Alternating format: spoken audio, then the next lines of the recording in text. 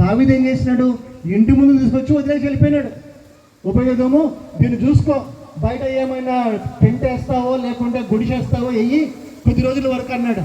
కానీ ఉపయోగం ఏం చేసినాడు? నమ్మకముగా, ఇష్టముగా, మనోపూర్వకముగా, సంతోషముగా ఆ మందసాన్ని ఇంట్లోకి తీసుకెళ్ళినాడు. ఇంట్లోకి తీసుకెళ్ళినందుకు ఏమైంది? 3 నెలల్లో తన ఇంట్లో పరిస్థితులన్నీ మార్చబడ్డాయి. అక్కడ చూసినట్లయితే మొదటి దినవృత్తాంతంలో 13వ అధ్యాయము 14వ వచనం రాసుంటది. తన ఇంటి వారిని మాత్రమే కాదు, తన సొంతంతటిని దేవుడు ఆశీర్వదించాడట. ఎందుకు? తన గృహానికి ఏమొచ్చింది? మందసం వచ్చింది. మందసం అంటే ఏంటిది? దేవుని యొక్క వాక్యము.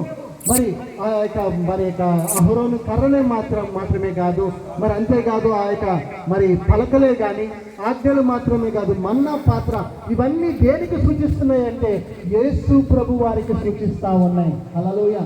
కాబట్టి ఏ ఇంట్లో అయితే యేసు ప్రభుని ఇష్టముగా, హృదయపూర్వకముగా ఆహ్వానిస్తారు, ఏమవుతుంది? ఆ ఇంటిని దేవుడు దీవిస్తాడు.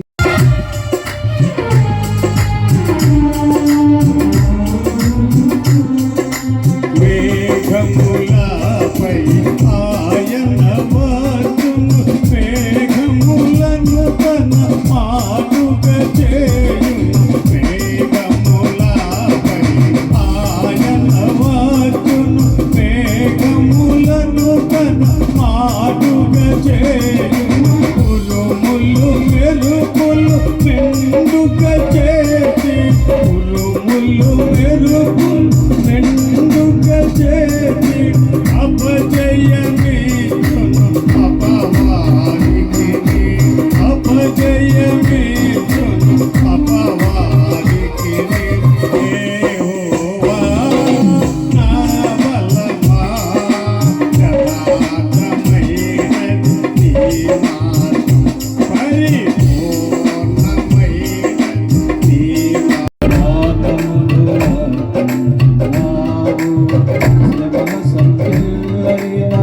శత్రును కరుణించు వాడవు నీవే.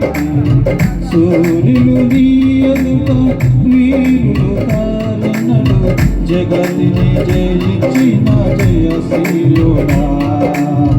సూర్యులు నీ ఎదుట వీరులు కారన్నడు, జగతిని జయించిన జయశీలుడా. సార్వయుగముల సజీవుడవు, సరిపోల్చగలమా నీ సామర్థ్యమును? కొనియాడదగినది నీ దివ్య తేజము. నా జ్ఞానం, నా ప్రాణం నీవే యేసు, నా జ్ఞానం, నా ప్రాణం నీవే యేసయ్యా.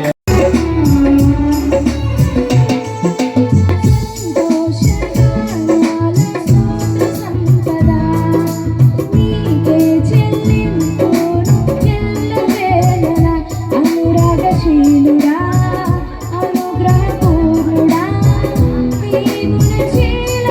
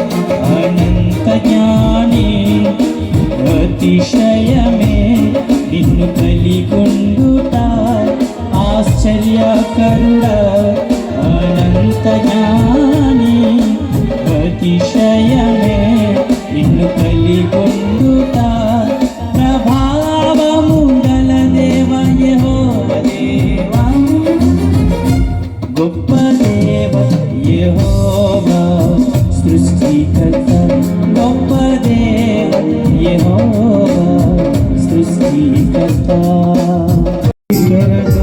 గల మార్గమునందు నన్ను స్నేహించిన నా ప్రియుడవు నీవు కలనైన మారువను నీవు నడిపిన మార్గం క్షణమైన విడువను నీతో సహవాసం కలనైన మారువను నీవు నడిపిన మార్గం క్షణమైన విడువను నీతో సహవాసం రాజుడా యేసయ్యా నీతో నా అనుబంధం మాధుర్యమే రాజుడా యేసయ్యా నీతో నా అనుబంధం మాధుర్యమే నీతో నా జీవితం సంతోషమే నీతో నా అనుబంధం మాధుర్యమే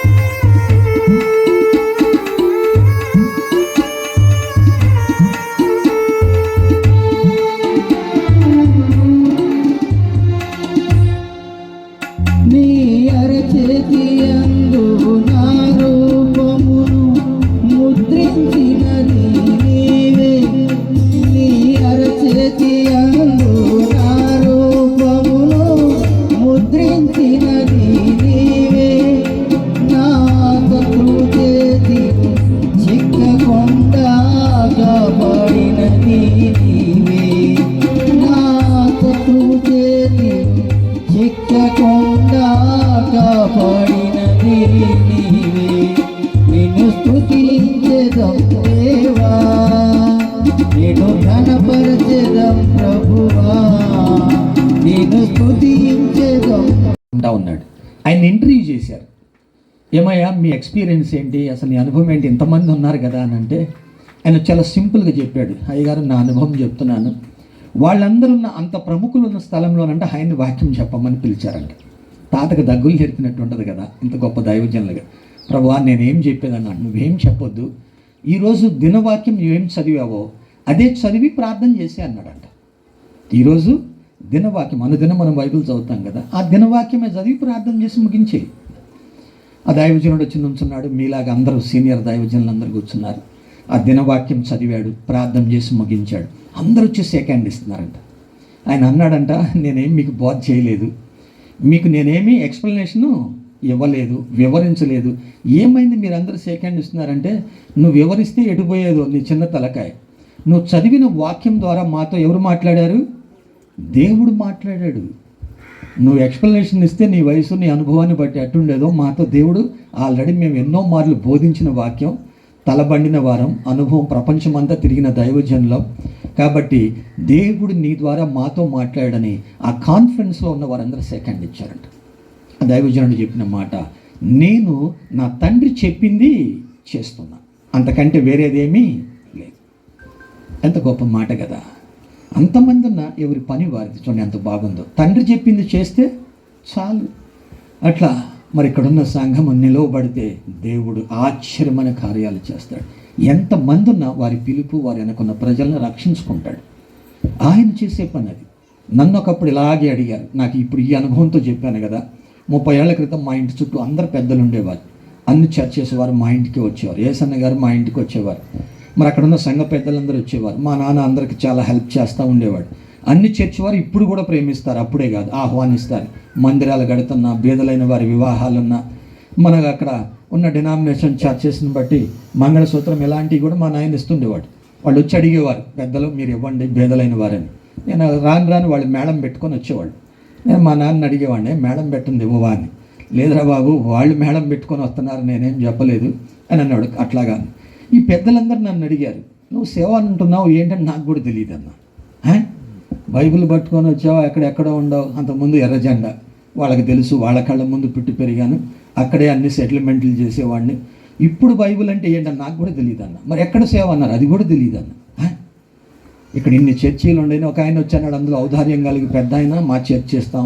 అప్పట్లో జిప్సీ కార్లు ఉండేవి, ఇప్పుడు కనుక తారు లేకపోతే జిమ్మీ అన్నట్టు జిప్సీ ఉండేది. నీకు ఆ బండి ఇస్తాం, హౌస్ ఇస్తాం, మా చర్చి నడిపించు, నీ వాక్య జ్ఞానం ఏంటో వింటాం, ఒకరోజు వచ్చి మా చర్చిలో వాక్యం చెప్పు అని అడిగారు. లేదు, దేవుడు నాకు చెప్పని పని చేయను, మీది నాకు అవసరం లేదన్న. ఇక్కడ ఎవరు లేరయ్యా, అప్పటికే 70 చర్చీలు ఉన్నాయి మేమున్న ఊర్లో. ఇవాళ 200 మంది పైన దైవజనులు ఉన్నారు. మా చర్చి చుట్టూ 20 చర్చీలు ఉన్నాయి. ఇది పరిస్థితి, నువ్వేం చేస్తావు నాకు కూడా తెలియదు అన్నాను.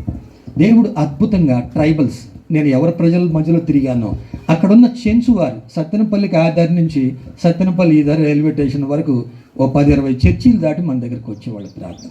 అందరు చెంచు వాళ్ళని, నక్కల వాళ్ళని, పాముల వాళ్ళని, బుడబొక్కల వాళ్ళని, ఇలాంటి సామాన్య ప్రజలు, ఎవరు ప్రేమించని ప్రజలను తీసుకొస్తే ఈరోజు వారే దైవజనులు అయ్యారు. ఈరోజు ఒక దైవజనుని సాక్ష్యం రీసెంట్గా విన్నాను నేను. అమెరికాలో జరిగింది కాన్ఫరెన్స్. నేను ఒక 30 ఏళ్ల క్రితమే, 28 ఏళ్ల నాడు పరిచర్య ఆరంభించే దినాల్లో ఇదే చెప్పాను. ప్రభు పని ఆయనది, సంఘం ఆయనది, ప్రజలు ఆయన వారని అట్లా నమ్మి అప్పగించి ఇప్పటి వరకు నడిపిస్తూనే ఉన్నాడు. ప్రభువుకు మహిమ కలుగునుగాక. ఈ మంచి సమయాన్ని బట్టి దేవునికి స్తుతి చెల్లిస్తున్నాను. ఇక్కడున్న సంఘము కూడా అట్లాగా వరిదెల్లాలి. సంఘము దేవునిది, ప్రజలు దేవుని వారు. దేవుని భయంతో ఆ పని చేస్తే ఎన్నడూ చిన్నగా ఉండేది వీలు కాదు, అసాధ్యం. అనుభవంతో చెప్తున్నాను, వట్టి మాటలు కావు. దేవుడు చిన్నగా ఉంచాడు. ఎవరిదో మనకు అవసరం లేదు, ఎవరిదో పోయి లాక్కొచ్చుకునే అవసరం లేదు. గతంలో స్టార్టింగ్లో భయపడేవారు, ఇప్పుడు అందరూ మా చర్చికి రా అంటున్నారు. అంటే ఏమన్నమాట, మా గొర్రెలు ఎత్తుకుపోడు, మాదేమీ తీసుకుపోడు. వాళ్ళకి అర్థమైంది, తను ఉన్న పట్టణానికి అర్థమైంది, ఆ ప్రాంతానికి అర్థమైంది. దేవుని మహాకృప, ప్రభు పని ప్రభు చేస్తూ ఉన్నాడు. ప్రభుకి అత్యున్నత మహిమ కలుగునుగాక. ఈ సమయంలో మన మధ్యలో రాజమండ్రిలో పరిచర్య చేస్తున్న రాజు పాస్టర్ గారు వచ్చి దేవుని నామాన్ని మహిమపరి. చివరిగా ఇంకోటి ఏంటంటే వాళ్ళకు కలిగిన సమస్తమును కూడా ఆపే ప్రయత్నం చేస్తూ ఉన్నాడు. మరి ఈనాటి క్రైస్తవ జీవితము చూస్తే మరి చాలా బాధగా ఉంటుంది. మరి దేవుని అందించాల్సింది, దేవుని కొరకు మాదిరికరమైన జీవితము చూపించాల్సింది పోయి లోకస్తుల కంటే మరీ దారుణంగా తయారవుతున్నారు ఆత్మీయ జీవితం. ఎందుకంటే ఒకసారి నేను ఈ విధంగానే మా సంఘం సంబంధించిన పనుల నిమిత్తము ఒక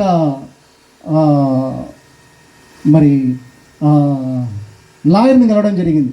ఆయన లాయర్, అంతేకాదు మరి ట్యాక్స్ సంబంధించింది కూడా చేస్తూ ఉంటారు. మరి తనను కలిస్తే తను ఒక మాట అన్నాడు ఒకరోజు. ఈ మాట దాదాపు ఒక 15 సంవత్సరాల కింద చెప్పిన మాట ఇప్పుడు నా మనసులోంచి పోవడం లేదు. ఏంటి ఆ మాట అంటే, హైకోర్టులో నేను లాయర్గా కూడా పనిచేస్తూ ఉన్నాను. మరి చూస్తే చాలా కేసులు పెండింగ్లో ఉన్నాయి. ఏంటి ఆ కేసులు అంటే మర్డర్ కేసులో లేకుంటే దొంగతనాల కేసులో కాదు. ఏం కేసులు అంట? విడాకుల కేసులు ఎక్కువ ఉన్నాయంట. ఆ విడాకుల కేసులు కూడా ఎక్కువ ఎవరి ఉన్నాయంటే క్రైస్తవులు ఉన్నాయంట. ఆ మాట చెప్పగానే నాకు చాలా బాధ అనిపించింది, దుఃఖం అనిపించింది.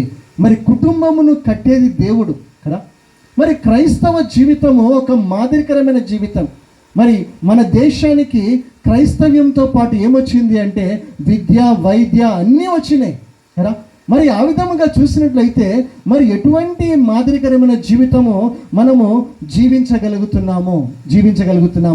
దేవునికి దూరముగా బ్రతికేది కాదు, దేవునికి దగ్గరగా, లోకానికి వేరుగా ఉండి మనము జీవించగలగాలి. అంతేకాని లోకంలో లోకానుసారంగా బ్రతుకుతూ దేవుని కొరకు బ్రతకడం కాదు కదా. మరి రెండోది, నువ్వు నీ కుటుంబం అంతా కలిసి దేవుని సేవించగలగాలి. నీ కుటుంబం మాత్రమే కాదు, నీ వంశము, నీ ప్రాంతము కూడా. మరి మన సంఘములో ఎంతోమంది దేవుని దగ్గరికి వచ్చిన తర్వాత వారి ద్వారా వారి కుటుంబాలు మాత్రమే కాదు, వారి ప్రాంతాలు కూడా దీవించబడ్డాయి. హల్లెలూయా. ఉదాహరణకు సత్యమన్న కావచ్చు. అదేవిధముగా ఈ మధ్య కాలంలో 19 సంవత్సరాల సంఘ వార్షికోత్సవం జరిగింది పూర్వమామిడిలో, దేవదాస్ గారని. మరి తను చాలా భయంకరమైన జీవితము. మరి సత్యమన్న రక్షణ రావడం కారణము పద్మక్క. మరి తను ఒక తల్లి లాంటిది ఈ సంఘం సేవ, ఈ పరిచర్యకి. అదేవిధముగా దేవదాస్ గారు కూడా మరి తన పరిచయం రావడానికి తన భార్య స్వర్ణమ్మ గారు. మరి అతను ఎప్పుడు కలిసిన పాస్టర్ గారు ఒకటి అడిగేది, అయ్యా నా భర్త మారాలి. ఎందుకు? అన్నీ ఉన్నాయి, ఐశ్వర్యం ఉంది, అన్నీ ఉన్నాయి. వాటితో పాటు భయంకరమైన జీవితము. దేవదాసు మరి మంచి క్రైస్తవ పేరే, కానీ దేవునికి దాసుడుగా లేడు, సాతానుకు దాసుడుగా ఉన్నాడు అని చెప్పి ఎప్పుడు ప్రార్థన కోరేది. తన ప్రార్థన వృధా కాలేదు, వ్యర్థం కాలేదు. దేవుని మహాకృపను బట్టి తన తల్లిగారు పెట్టారు దేవదాస్గా. మరి దేవదాసులాగానే మారిపోయినాడు. మరి కొద్ది కాలానికే మరి ఒక క్రిస్మస్ పండగ గురించి ఆరాధనకు వస్తే ఆ రోజు చెప్పిన వాక్యాన్ని బట్టి తను దేవుని వైపు తిరగడం జరిగింది. మరి దేవుడు తనలో మార్పు ఇచ్చినాడు. ఎంతగా మారినాడు అంటే కొద్ది రోజుల తర్వాత పాస్టర్ గారు ఈ దేవదాస్ గారిని అడిగినారు, అయ్యా ఎప్పుడు చూసినా నీ భార్య అంటుండేది నా భర్త మారితే చాలని. ఎంత దేవుని కృప అయ్యా అంటే ఆయన ఏమంటున్నాడు, అన్న నాదొక ప్రార్థన రిక్వెస్ట్. ఏంటిదంట? అన్న నా భార్య మార్పు కొరకు ప్రార్థన చేయంటున్నాడు. ఏంటిదంట? ఒక ఆమె ఒక చిన్న పిల్లని తీసుకొని పాస్టర్ దగ్గర తీసుకొచ్చింది. ఎక్కడ చూసినా తల నిండా పుండ్లే. మరి పాస్టర్ గారికి ఎక్కడ తల మీద చేపెట్టాలి కూడా అర్థం కావడం లేదు, అన్ని పుండ్లు. మరి ప్రార్థన చేసిన కొద్ది రోజుల తర్వాత ఆ తల్లి ఆ పిల్ల మళ్ళీ తిరిగి సంఘానికి రావడం జరిగింది. సంఘానికి వచ్చి బాగా సంతోషపడుతూ పాస్టర్ గారు చెప్పింది ఏమని, అయ్యా ఆ రోజు నా కూతురిని తీసుకొచ్చాను, తల నిండా పుండ్లు ఉంటే మరి పుండ్లు మానితే చాలనుకున్నా కానీ ఎంత జుట్టు వచ్చింది అయ్యా అని చెప్పి సంతోషపడతా ఉంది. ఆడవాళ్ళకి ఏం కావాలంట? జుట్టు ఒకటి కనబడితే చాలంట. కాబట్టి మరి దేవదాస్ గారు ఏమంటున్నారు, ఇప్పుడు నేను ఎంత మారినానంటే నా భార్యను ఓటకు చేసి వెళ్ళిపోయినాను. కానీ దేవుని దయను బట్టి సత్యమన్నని పద్మక్కను చూస్తే చాలా ఆశ్చర్యం అనిపిస్తుంది. వారిద్దరూ కలిసి దేవుని మహాకృపను బట్టి వారు పుట్టిన ప్రాంతము, వారు పెరిగిన వంశము మరి దేవునికి నామానికి ఒక ఆశీర్వాదకరంగా ఉన్నారు. మరి అంతకుముందు భయపడేవాళ్ళేమో కానీ ఇప్పుడు పాస్టర్లు కూడా మీరున్నందుకు మాకు ఆశీర్వాదం అంటున్నారు. హల్లెలూయా.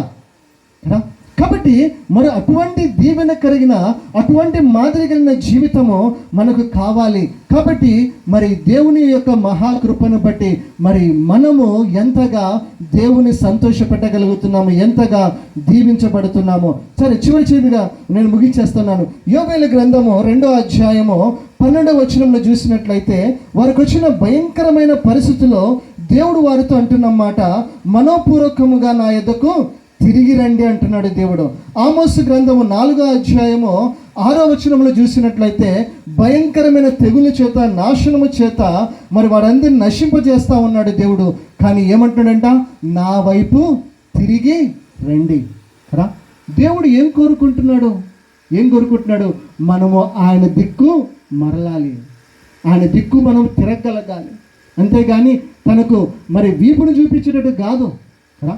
మరి దేవుని వైపు మనము తిరిగితే మనకు ఆశీర్వాదం. అందుకని ఆమోసు గ్రంథం 4వ అధ్యాయము 12వ వచనంలో రాసుంటది, మీ దేవుని సన్నిధి కనబడుటకై సిద్ధపడుడి అంటున్నాడు. మరి మందిరమును దేవుడు ఎందుకు కట్టించినాడు ఈ ప్రాంతంలో అంటే మనుషులు దేవుని వైపు తిరగడానికి. హల్లెలూయా. దేవుని మందిరము ఎందుకు కట్టిస్తున్నాడు దేవుడు అంటే ఆయన సన్నిధికి తిరగడానికి. అందుకనే కీర్తనలు 122వ అధ్యాయం 1వ వచనంలో దావీదు మహారాజు అంటున్నాడు, మందిరమును వెళ్ళమని జనులు నాతో అయినప్పుడు నేను చాలా సంతోషించి తిని. ఏంటంటే దావీదుకి సంతోషము, దేవుని మందిరానికి వెళ్ళాలని చెప్పే సంతోషం అంట. ఎవరైనా సరే దేవుని మందిరానికి వెళ్తానంటే కూడా తనకు సంతోషం అవుతుందంట. కొన్ని ప్రాంతాల్లో మా ఊర్ల మధ్యలో వద్దు, మా ఇళ్ళ మధ్యలో వద్దు అని చెప్పి భయపడుతూ ఉంటారు. కానీ దేవుని మందిరం ఉండడము పచ్చని ఒలీవ తోట. హల్లెలూయా. మరి మనుషులు ఏం చేస్తున్నారు, ఇంటి పక్కన బార్ల షాపులో కళ్ళు కంపంలో పెట్టచ్చు, కానీ దేవుని మందిరం మాత్రం వద్దంట. ఏది ఆశీర్వాదం, ఏది మేలు కదా, ఏది సంతోషము ఈ లోకంలో చూసినట్లయితే మరి ఫోన్లతోనే. ఈరోజు పొద్దున కూడా మరి ఒక అమ్మగారు ఫోన్ చేసినారు. మరి తనకు వచ్చిన మరి పెళ్ళిడికి వచ్చిన అమ్మాయి మరి 4 నెలల్లోనే మరి ఆ ఇన్స్టాగ్రాము అని చెప్పి ఈ మధ్యలో ఆడవాళ్ళకి ఇంకా ప్రతి ఒక్కరికి ఒక పిచ్చి అయిపోయింది. ఏంది ఫోటోలు. దానికి ఇక మరి కెమెరా కంటే కూడా సెల్ఫ్ కెమెరా కంటే ఇంకా ఎక్కువ ఖరీదైపోయింది కదా. సెల్ఫిష్ అయిపోయినారు మనిషి, జనాలు స్వార్థపరులు కదా. మరి వీటిని చూసుకొని సంతోషపడుతూ ఉన్నారు. నీ సంతోషం ఎక్కడా? నీ సంతోషం ఎక్కడ? దేవుని సన్నిధిలో నువ్వు సంతోషించగలిగినట్లయితే బైబిల్ ఒక మాట రాస్తున్నది, ఎండిపోయిన కర్ర కూడా దేవుని సన్నిధిలో చిగురింపజేస్తాడు దేవుడు. నీ జీవితం ఏ విధముగా ఉన్నా, నీ బ్రతుకు ఏ విధముగా ఉన్నా నేను మార్చగలిగినడు దేవుడు ఒక్కడే. అంతేకాదు నిన్ను పుష్పించి ఫలింపజేసి అభివృద్ధి పరచగలిగినడు దేవుడు ఒక్కడే. ఎక్కడ అంటే ఆయన యొక్క సన్నిధిలో, ఆయన మందిరములో. యెహోవా మందిరములో ఒక దినము గడుపుట 1000 దినముల కంటే శ్రేష్టమై ఉన్నది. అందుకొరకు మనం ఏం చేయాలి అంటే అనుదినము మనముగా ఏం చేయాలి? సిద్ధపడగలగాలి. ఉందా సిద్ధపాటు? దేవుని కొరకైన సిద్ధపాటు, దేవుని మార్గాలలో వెతుకుతూ దేవునికి దగ్గరయ్యి ముఖ్యముగా ఆయన రాకడ కొరకు మనము సిద్ధపాటు కలిగి ఉండాలి. ఏ క్షణమో తెలియదు, మరి ఎప్పుడో తెలియదు ప్రభు రాకడ. ఎందుకు? మరి ప్రభు రాకడకు సూచనలన్నీ జరుగుతూ ఉన్నాయి, సూచనలన్నీ నెరవేర్చబడుతూ ఉన్నాయి. ఎందుకు? ఎక్కడ చూసినా, ఏ దేశంలో చూసినా యుద్ధాలే. ఇంకొన్ని దేశం చూస్తే కరువు భయంకరంగా ఉంది. కొన్ని చోట్ల చూస్తే మరి ఎక్కడ చూసినా ప్రేమలు అనేవి తక్కువైపోతూ ఉన్నాయి. దేవుని రాకడ సూచనలు ఉన్నాయి కదా. వీటన్నిటిలో మన సిద్ధపాటు ఎంతగా ఉంది? బైబిల్లో ప్రకటన గ్రంథం 22వ అధ్యాయము 12వ వచనం రాస్తుంటది, ఇదిగో త్వరగా వచ్చుచున్నాను, వాని క్రియల చొప్పున ప్రతి వానికి చుట్టకు నేను సిద్ధపరిచిన జీతము నా యొద్ద ఉన్నది. మరి దేవుని కొరకు మనకు సిద్ధపాటు కావాలి. దేవుడు కూడా మన కొరకు ఇవ్వడానికి సమస్తము సిద్ధపరిచి ఉన్నాడంట.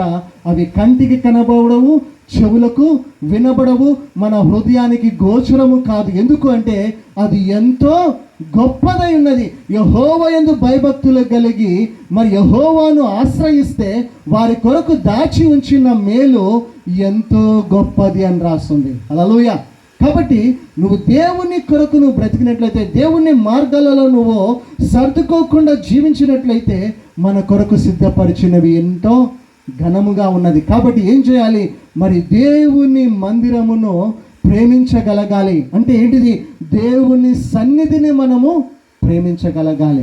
మరి ఇందాక కాపరి గారు చెప్పినారు, మందిరం ఎవరిది? అది దేవుని. మనలో దేవుడు చూస్తున్నదల్లా ఏంటిది అంటే శ్రేష్టమైనది దేవుడు చూస్తాడు. దేవునికి కావలసిందల్లా ఏంటిది? ఈ దేవునికి కావలసిందల్లా యేసు ప్రభువు ఒక ప్రాంతానికి వెళ్తూ ఉన్నాడు. ప్రాంతానికి వెళ్తూ ఉంటే ఒక సహోదరి యేసు ప్రభుని తన ఇంటికి ఆహ్వానించిందంట. ఎవరామె? అమ్మా ఎవరామె? ఎంతోమంది ఆహ్వానించుంటారంటారు. ఇంకా మీకు చెప్తాను. ఇంటికి ఆహ్వానించిన తర్వాత యేసు ప్రభు అక్కడ వాక్యం చెప్తా ఉంటే ఈమెం చేస్తుందంట,